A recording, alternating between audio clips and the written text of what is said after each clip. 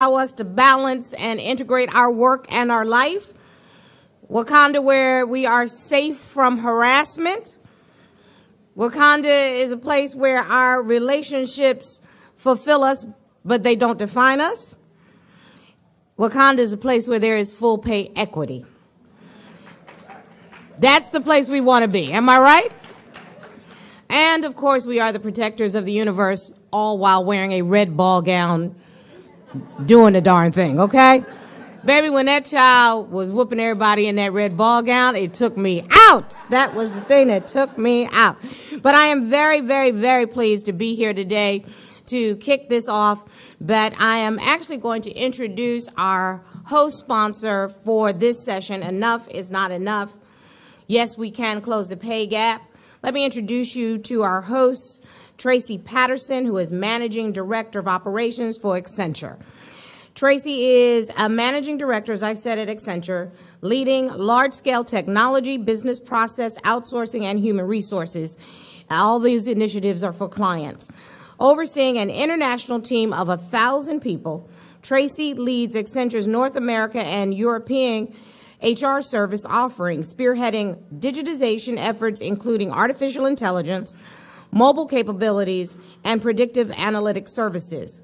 Tracey is also committed to Accenture's inclusion and diversity initiatives, as evidenced by her participation and Accenture's participation here. She actively helps the company pursue its goal of achieving a gender-based workforce by 2025. Please welcome Tracey Patterson.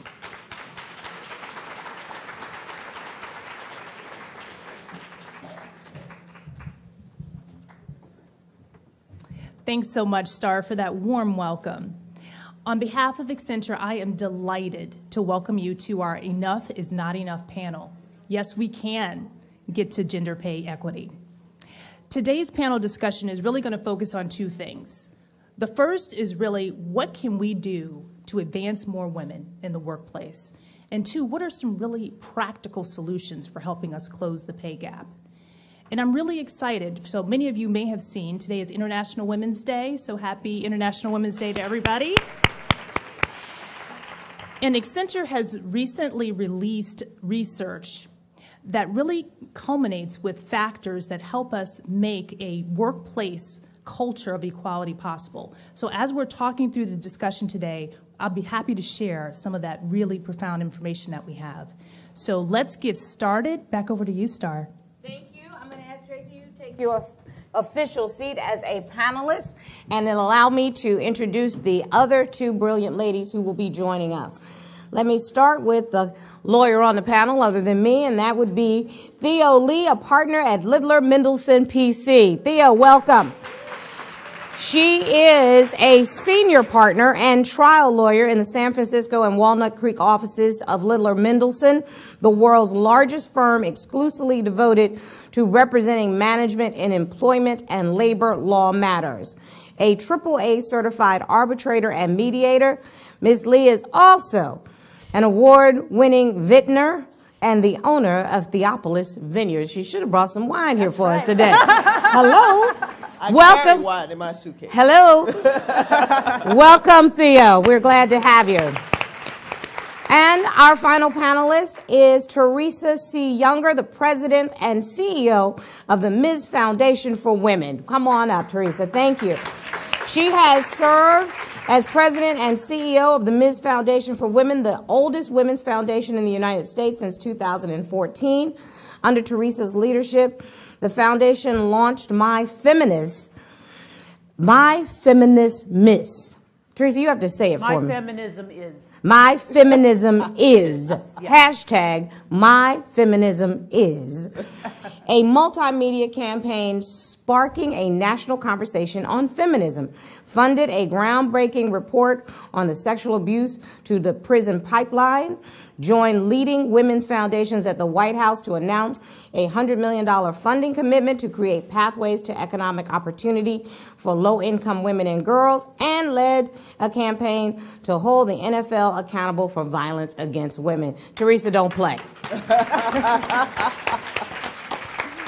I am going to briefly introduce the topic, and then we're going to get right into it. The United States Supreme Court Justice, the Honorable Sonia Sotomayor, recently observed pay equity is one of the biggest issues our nation faces.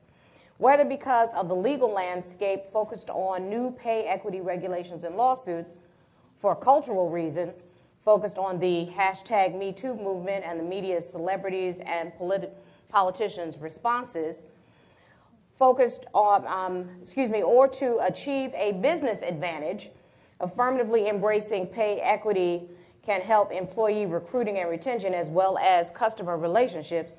Pay equity has become the focal point for employers large and small. So that is why we are having this conversation. It's on the front burner. So let's start with the basics, ladies. Whenever I am asked, as I've shared with you, what is the biggest issue facing women in the workplace, my answer is always pay equity. It starts with the pocketbook. Would you agree? Theo? Absolutely. I mean, pay equity and equal opportunity in the workplace are the issues. Yes. And I think the statistics are profound, right? Men, on average, are paid 27% more than women.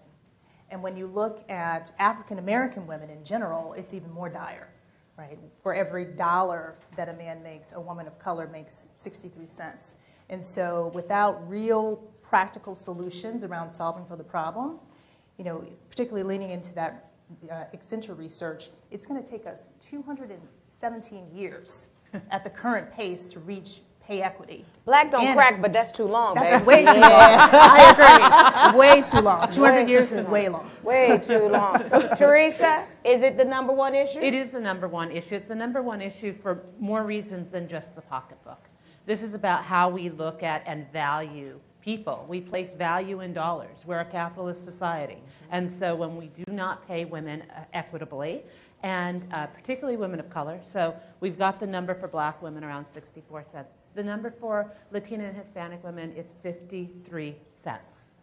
And if you were to desegregate the data around Asian American and Pacific Islander women, it gets lower and lower and lower. It is absolutely despicable. And that is actually a cultural awareness in our society because we treat women the way we pay women.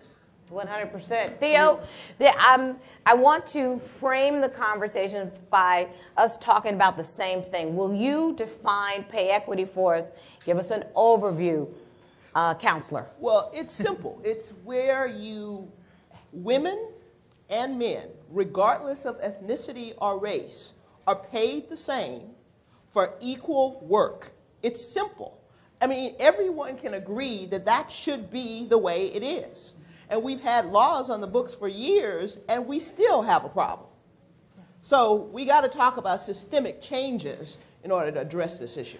So, Tracey, why don't we start with what are the variables that could actually explain this gap? 63 cents to a white man's dollar, 53 to 54 cents to a white man's dollar. What causes this to happen? It's a great question, Star. And let me start by introducing some of this research that Accenture has exposed. It's called Getting to Equal. As she rises, we all rise. And what we did is we looked at 22,000, men and women. They went through a survey. This was across 34 countries. And what we found is that having a workplace culture, so regardless of if you're in corporate America, you're in an entrepreneurial setting, et cetera, workplace culture of equality helps unlock human potential, and it actually creates an environment in which men and women can thrive. And so in looking at this research, there were 40 factors, 14 of them were statistically significant, but it really boiled down to these 4 areas. If a workplace culture has bold leadership, right, so a diverse leadership team that has clear goals, right, that are transparent, and that they're constantly holding their leadership accountable to, creates that change. And without it, you don't have any change. You also need a comprehensive action plan. So really policies and practices that are able to democratize access to mentors, to sponsors, to rotational opportunities for things that help women get ahead. An actual process in place so that people Absolutely. see if we do A, B, C, and D, 1, 2, 3, and 4 is going to happen. That's exactly right, and it's measurable, Star. Right? So, and it even goes to workplace flexibility, you know, because as we know, as women of color, we carry the world on our back. So being able to get tangible things like being able to work from home, being able to not have to be on the road traveling, you know, 90% of your time. And then this third area is really around empowerment, having an empowering environment. Again, absence of that, you get this inequality. And when I say empowerment, women of color in particular, we need to be able to bring our authentic selves to work every day and make sure that that feels respected and that we are in an environment that is trustworthy. So in other words, we as women of color don't want to have to put on that other face every time we walk in the door. You got it. And I think we often do, and the challenge is that prevents the true progress that we can make. And alongside of that, Star, so if you put those three pieces together, big, bold leadership at the top, I'm talking C-suite, right? The CEO, the leadership team, the board of directors, coupled with actions, policies, practices, and this whole empowerment piece, what we've seen is that we are able to increase women's pay by 51% and actually turn the corner, right, in order for us to drive to true pay equality.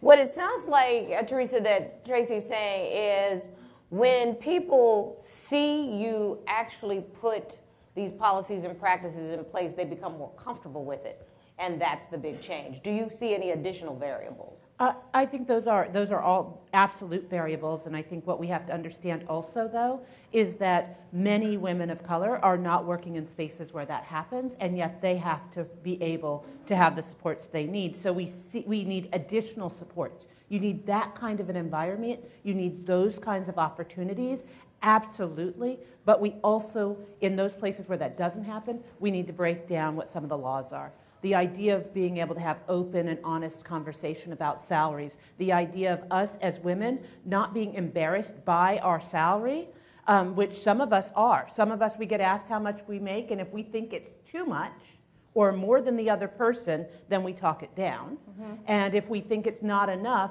then we talk it up. And we try to pretend like we're fitting into these circumstances. So well, we're taught to fake it till you make it. Fake it till we make it. But what I will say is the courts will not help us. You're an attorney. Right. You're an attorney. I am not an attorney. But the courts won't help us. The courts actually just ruled this week that if you wear dreadlocks, your employer can discriminate against you. Yeah, so because that's not natural hair. Because the law is basically saying that if you have your hair natural, and you don't have to go through a process to make it look like it does, like dreadlocks, you don't have a protection. But if you wear an afro, if you wear any type of natural hair, you're protected because you don't have to go through the process. Theo, there's not a white girl in America that has real blonde hair. So what are you talking about? What are we talking about here? But this is the type of law that they have created to make a distinction between you can wear an afro or something that's natural, but if you have to go through the process of creating dreadlocks or anything else. Or creating blonde. I mean, somebody's got to explain the difference to me. Tell it to me like I'm 5, because that does not make sense. Well, and I think that is the role, right, of people at the top that have the opportunity to be real and to make the change, right? So we just saw the picture of Devon.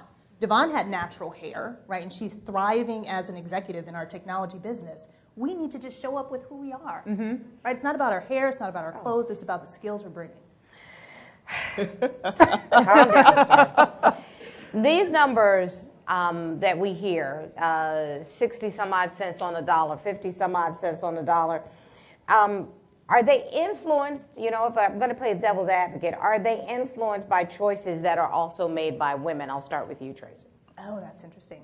So there's some additional research I'll just put out there. I don't know if you've seen it. Obviously, Lean In, which is a great book by Sheryl Sandberg. She's partnered with McKinsey and Korn Ferry. What we see around pay equity, if you look inside of the same company, the same industry, same job, the pay gap is not as significant. What you're seeing in terms of the pay gap are women that are stagnating at very young areas inside of the organization, right? And not getting into those roles where you need access that have higher pay, or industries, right? Banking, consulting, that are high net worth opportunities. So the decisions that we're making around how we're growing our career, how aggressively we're going after those roles that are higher, I would say, net worth roles, are also playing a difference there. So to me, to solve the gender pay gap, we've also have to address this other issue, which is really around access to opportunity. Theo? Yeah, that's really key, because one of the reasons that the wage gap is so large, because women are still going into professions that are traditionally held by women, nurses, teachers. My parents were teachers.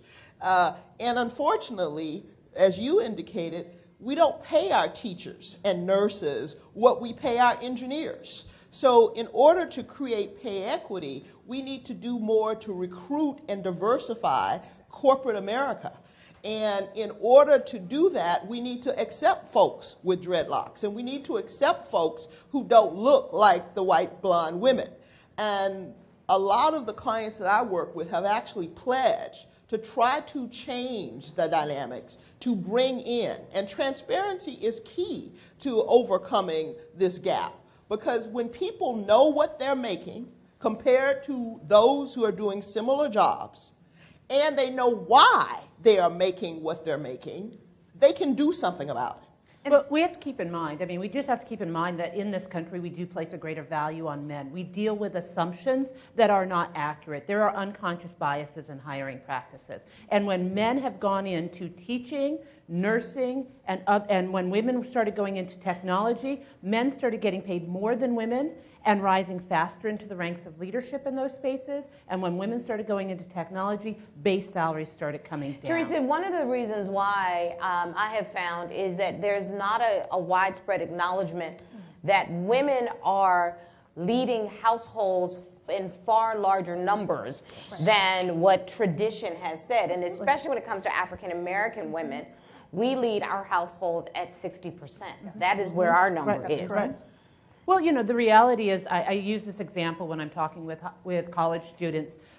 When you go in for your one-year review of your job and you announce that you are getting married, most hiring managers, not all, but some, have an unconscious bias. And when you announce you are getting married and you are a man, it is assumed that you are going to be responsible, that you are going to stay where you are, that you are going to be making real life choices. You are growing up. When you are a woman and you announce that you are getting married, there is an unconscious bias that goes on that says she's going to stay here a couple of years, she's going to have a baby, she's going to leave, we will have invested in her, so we're not going to put the same thing forward. And we have to start breaking down what some of those unconscious biases are about how we place values. And companies are doing it by having really solid policies around family leave, flexible workspace, and all of those kinds of things. Yeah, and I want to bring this back to women of color in particular. There is what Fortune often calls with us the black ceiling, which means that as we live inside of corporate America, we face this double level of invisibility, right? We're women, and then we're African American women.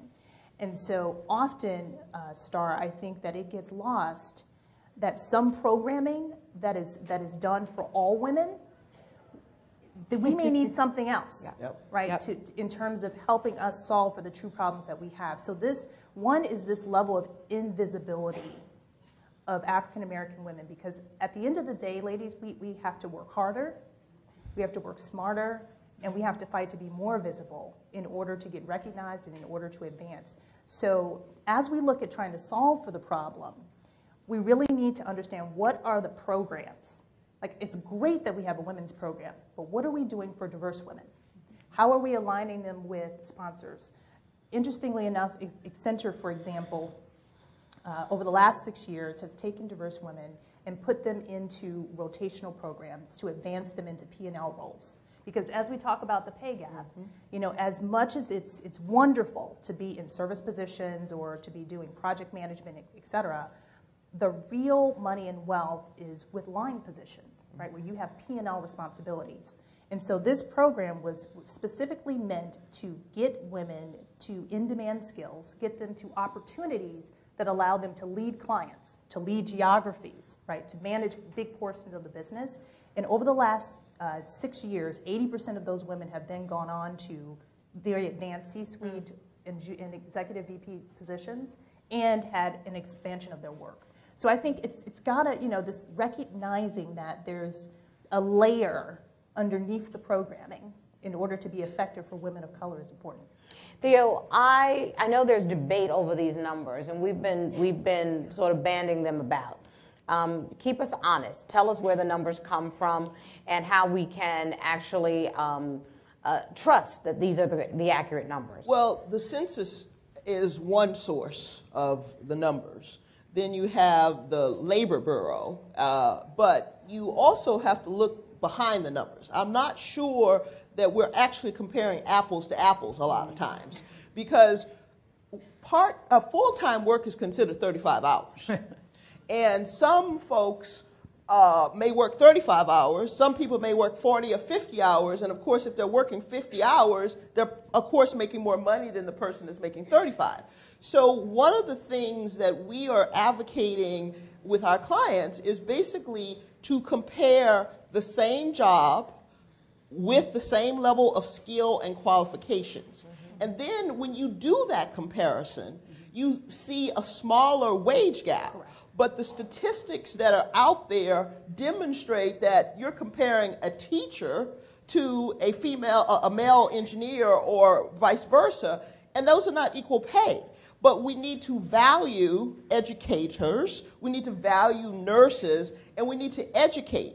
And one of the things that we are finding effective for corporate America is to address this implicit bias. Because you cannot have a pay policy without training on that pay policy and to remove the unconscious bias. That is one of the bigger issues facing corporate America, because we pay policies generally, most good corporate citizens want to attract, retain the best talent. They know that in order to do that, they have to pay equally. But unfortunately, the people who are actually managing the pay practices have unconscious bias, and all of us have unconscious bias. And until we're able to overcome that and educate those people who are making decisions and benchmark, that's what we have to do, benchmark internally, externally, and if we see disparity, we've got to take action. I work with a lot of corporate clients, and when they do the self-monitoring, when they do the benchmarking and they see the disparity, they true up. They true up based on compensation, they true up based on equity. And that's the only way we're going to end this gap. And it has to be consistent. We have to have employee resources groups. We have to have not just mentors. We need champions, advocates, people who are going to go to bat for you at that compensation table. And when you're not in the room, say that's the difference between a mentor and a sponsor. The mentor is going to be there to hold your hand through your process. Your sponsor is when you're not in the room, they've got your back, and that's the difference. And we as women need to really go out, and I tell people all the time, go out and find you a white man to champion you, because they're at the table. Okay, we don't need to just wait around until we're at the table. But as Donna said last night, when we get to the table, move over and let somebody else sit down. Okay, and so what we need to do is develop relationships, and don't be shy, because you got to have advocates and champions in the room. That's the way we end this gap. And the other thing we have to do is get active. I mean, there are employee resources groups in all of your corporations. How many of you are involved? You need to go there and advocate for yourself and stand up and be your authentic self, and don't take anything less than what you deserve. That's how you do it. You know, I heard when Tracey said she referenced Sheryl Sandberg's book, and I always laugh thinking about the book Lean In when it came to black women. I mean, as I told my girls last week, it didn't have a lot of relevance to me. I lean in so much I'm damn near perpendicular when I walk in the room. So I confess it. So the programs that I need are a little bit different than what the normal white girl needs. I don't need to be told to lean in. Well, and I think the reality, I think we're fortunate in this room because we have an author in the room who actually wrote a book. Exactly right. Yeah. You know, Michelle Gatskin-Williams in the room today wrote a book called Climb.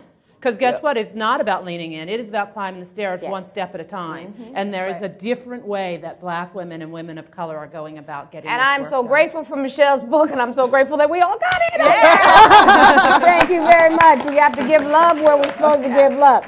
Teresa, what are the long and short-term impacts of this pay gap? Because that's the thing that's where the rubber meets the road. Yeah. So they're actually the same thing, long and short term for me.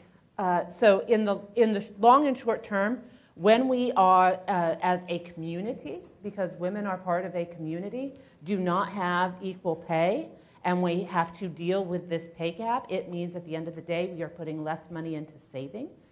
We have less money to spend on education, and it means that we transfer less money in wealth. So I come from the philanthropic space. This is about wealth transfer. Billions of dollars will be transferred in wealth, and yet black women will die with $1 to their name. Yeah. And other communities of color, women of color, will end up with less. So when we talk about the fact that it's not just, you know, are you buying a latte or not, and is that difference of $100 or $500 or $6,000 huge? It's what is the cumulative over time? Because if you think about it, it's not just whether you're putting money into your retirement, but your Social Security is based on your salary.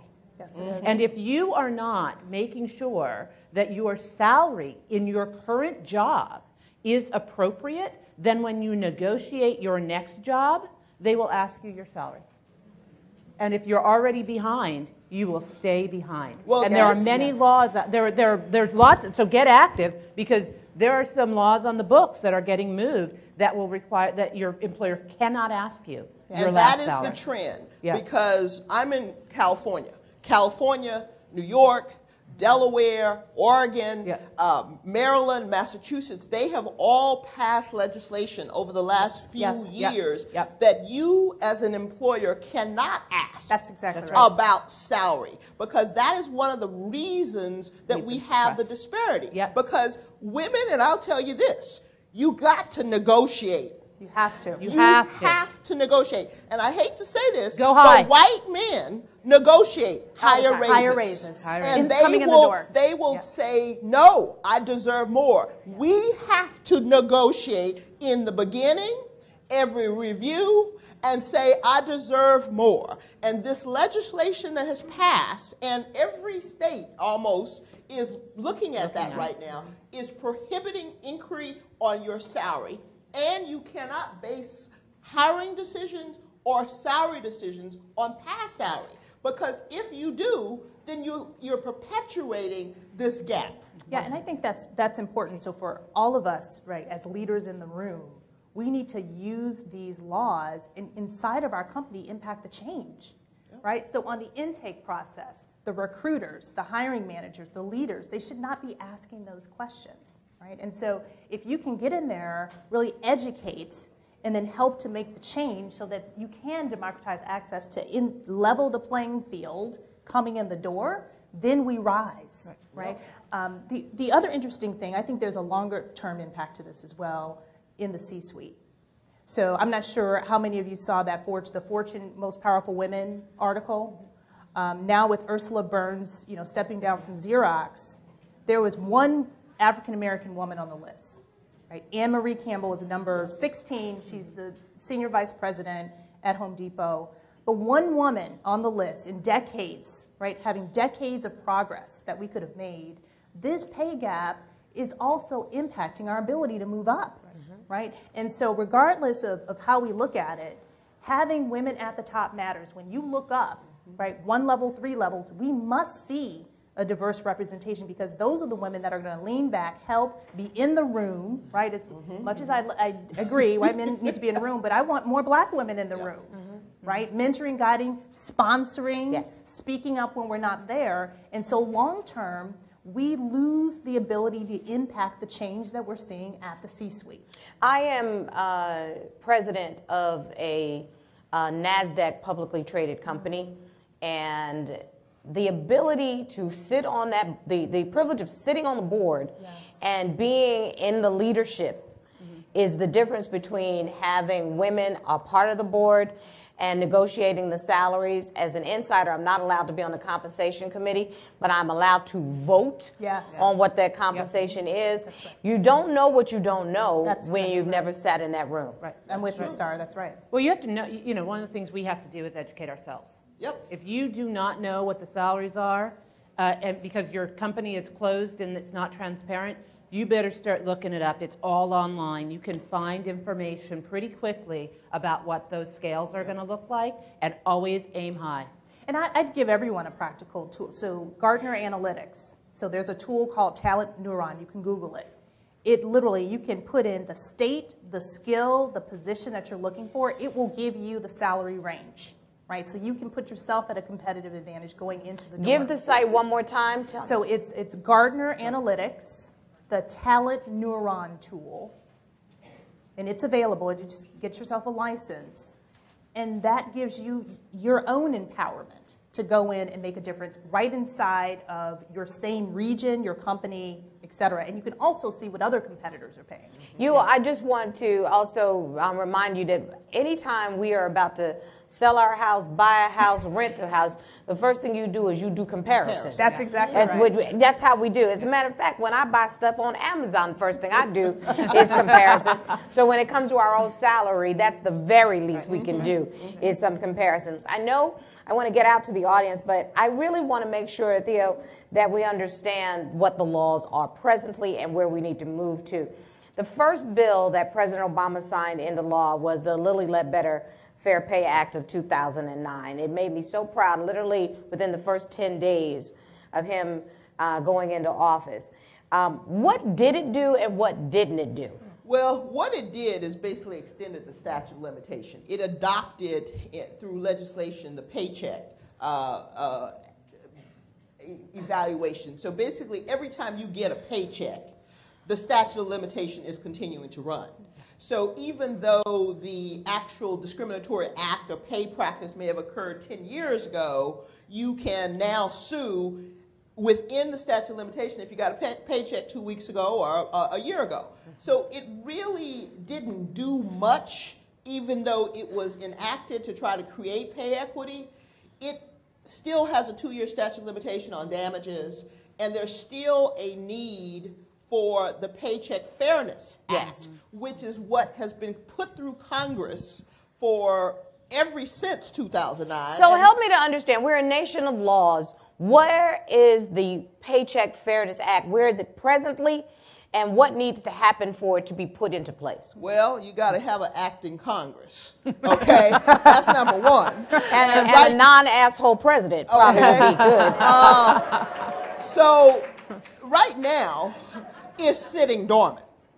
And until we get a Congress that can enact legislation, it's going to be sitting dormant. So that is why many states and localities are passing equal pay acts in their respective states. You've got legislation in New York City, you've got legislation in San Francisco, in addition to state legislation that are actually putting in place these restrictions on employers' ability to set pay based on past practice. Also, for instance, in California, the law says all of you folks should be talking to your colleagues about what you're paid. Okay, because the only way you know whether or not you're being paid fairly is to know what your colleagues are being paid. A lot of companies really frown upon you comparing with your colleagues. Not openly. That's exactly what these laws are doing, is because the employers have frowned on you comparing information. The National Labor Relations Act prohibits such a prohibition in the workplace, in addition to the state laws that say you are free to talk about your salaries. An employer, you cannot discriminate or take adverse action against them because you talk about the salaries. And when you talk about your salary and then you get the data, then you can negotiate better for yourself. And the best policies and the companies that are doing this right are those that are transparent, where they actually publish. I work with a lot of technology companies, and in Silicon Valley, there is a major move to try to address this gap, because you see it. Even when women have gone into the workplace, and black women, we are way behind. So what we are trying to do is look at the pay disparity issues, do benchmarking internally and externally, and once you see the disparity, you correct it and create systems by giving support to those women who you want to move up through corporate America. I was just going to say, and this is, I just want us to know in this room, this is not just about women advocating for ourselves. Yes. We have to have real conversation, and men need to be part of it. Yep. They have a role to play, and they have a responsibility in the process. Because all I know is if I walked into my husband and said to him tomorrow, guess what? Do you think I should be paid effectively for my work? That my skills and the time that I'm spending doing these efforts should be less than that man over there? He's going to say no, right? He's going to step up and he's going to say, no, you should be paid every amount of what you are worth, and you should be demanding more from it. We have to remember that we are not in this conversation alone. That's right. Regardless of who's sitting in the C-suite and who's in your home, we carry a whole bunch of power and control, and we have got to engage everybody in the conversation. And Star, there's one other thing. So in the absence of legislation and a stalled Congress, I'd like to at least bring up some examples where I've seen pay equity at the top of the conversation, and then what you can do inside of your companies to advocate. So obviously at Accenture, we were one of the first consulting companies to release our numbers, right? We have our gender and our ethnic numbers on display, and when there's a public accountability, right, to driving to the results, that creates action. The other thing is, if you look at Marriott International, they were one of the first companies of any industry to have a board of directors group devoted to diversity and inclusion. And that board of directors group reports to a global council of diversity that's led by the CEO. So you're talking about an actual committee Yes. from the board. So just so you all are aware, in terms of corporate structure, you have governance, you have compensation, you have auditing.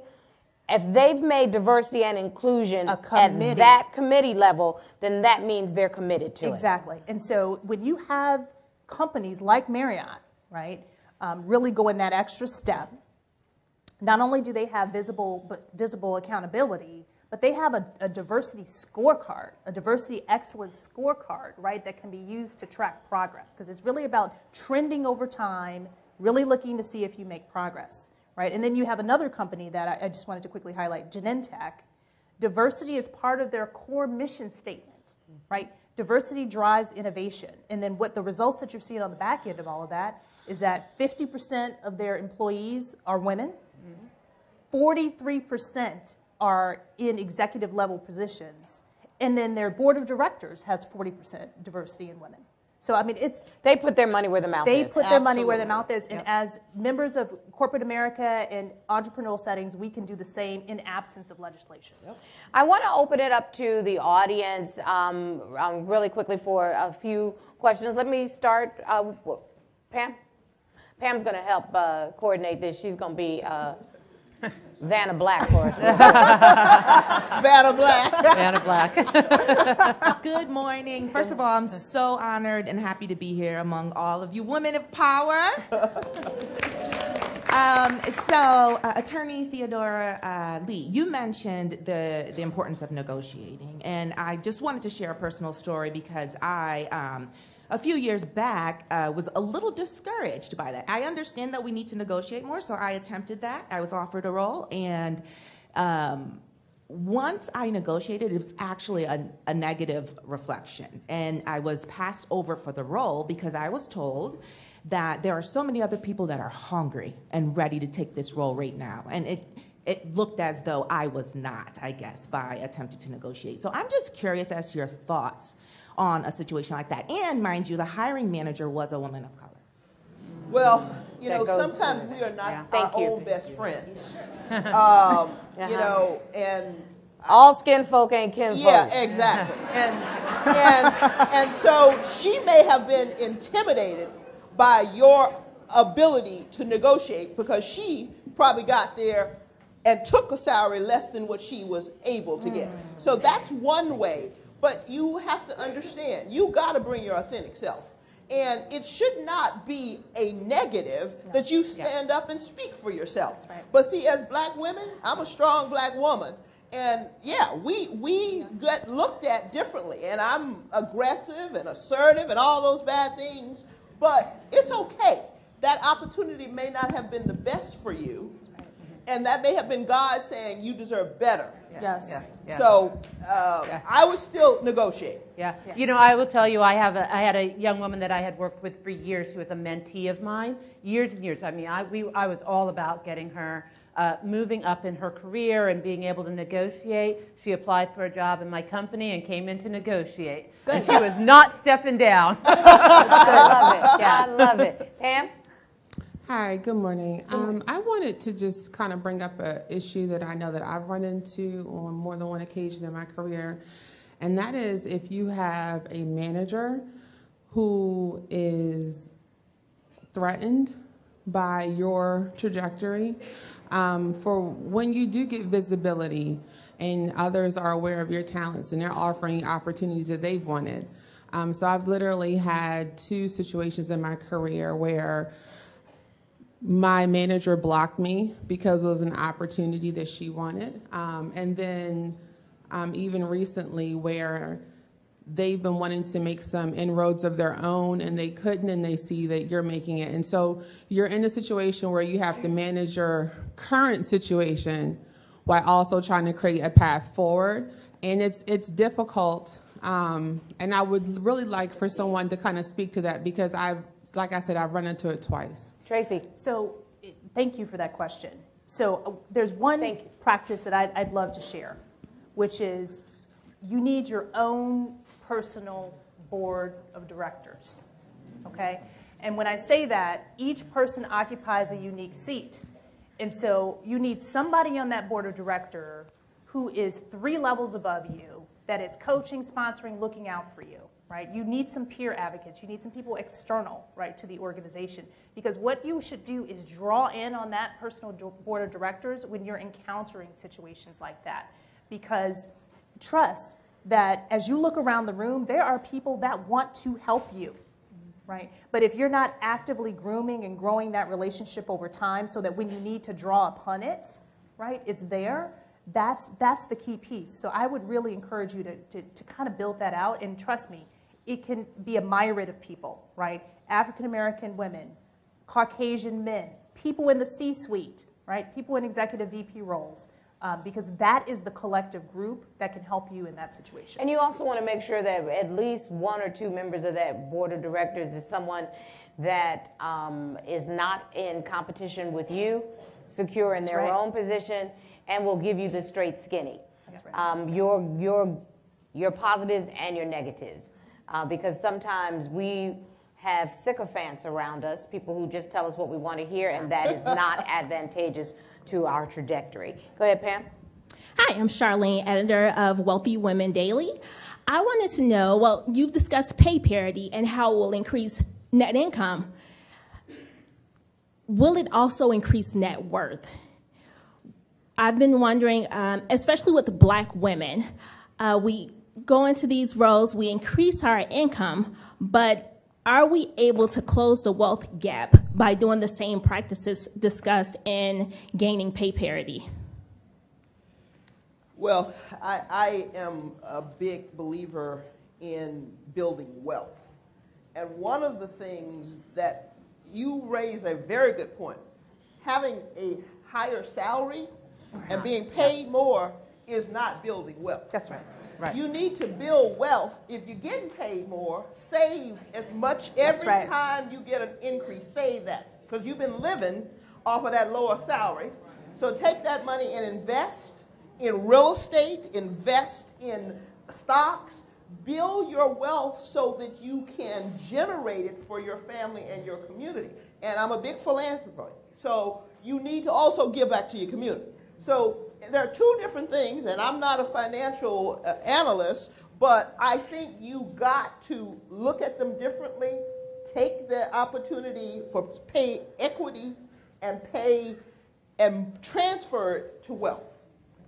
I agree, and the numbers are there, right? Like if you, the Economic Policy Institute, did the study, and literally, if we were to do what we're saying, what we're talking about here, ladies, it can add $12 trillion of women earnings into the society. But it's how you use those earnings and how you invest those earnings that really builds generational wealth. Right.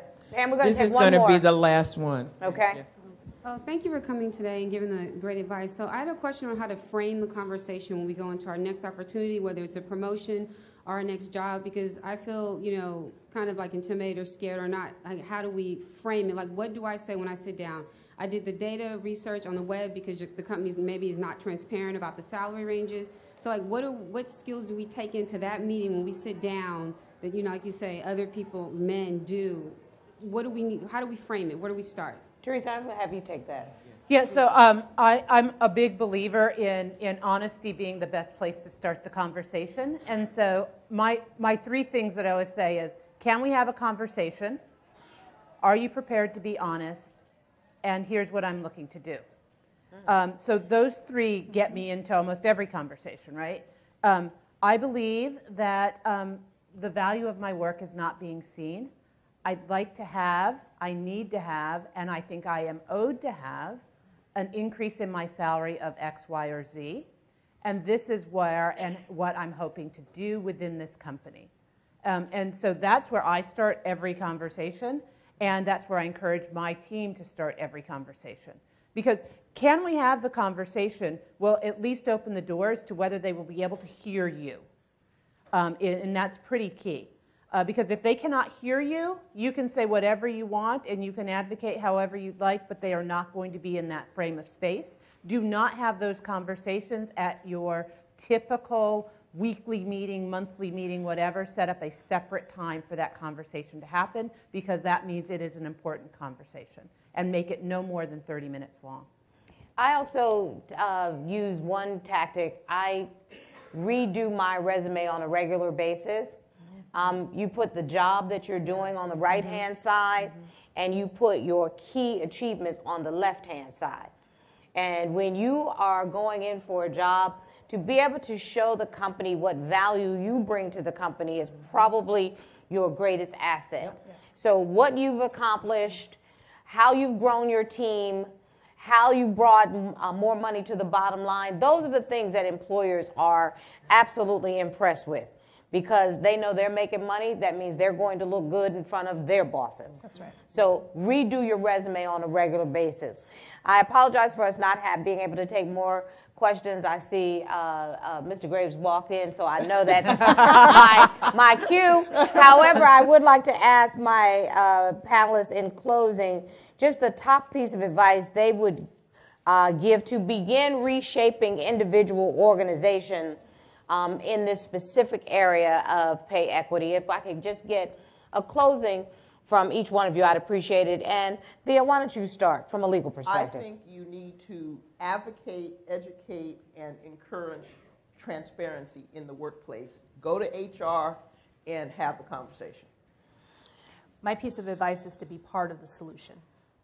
You know what you need to be successful. Help to get those workplace policies, those practices, those ideas up, out, and in front.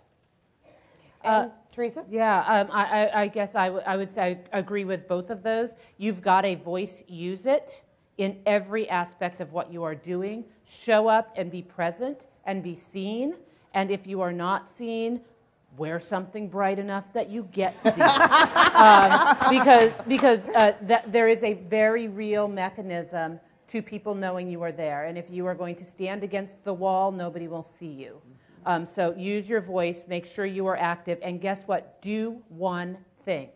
You do not have to save the world in trying to get pay equity and trying to grow your wealth and whatever else you're trying to do. Do one thing, do it well, then move on to the next thing, because, you know, and whether that, and I will just say the last thing, vote. You vote, vote, vote. Laws can get put on the books, but if legislators are not responsible for how that gets carried out, then it's not worth it for you to do. Vote, vote, vote. Make sure you are asking, do we have transparency laws in this state? What does that need to look like? And how are you ensuring that I am able to advocate within my company for what needs to happen? And then finally, I would just simply say be your own advocate in every aspect of your life. In your health, you have to be your own advocate. In your relationships, you have to be your own advocate. And in your career, you have to be your own advocate. Lean in for yourself and take your rightful place. Thank you, ladies, for coming. We hope that this was enjoyable and informative. I'd like to thank my panelists for this interesting and wonderfully inspiring conversation. Thank you, everyone. Enjoy the rest of the conference. Thank you, ladies.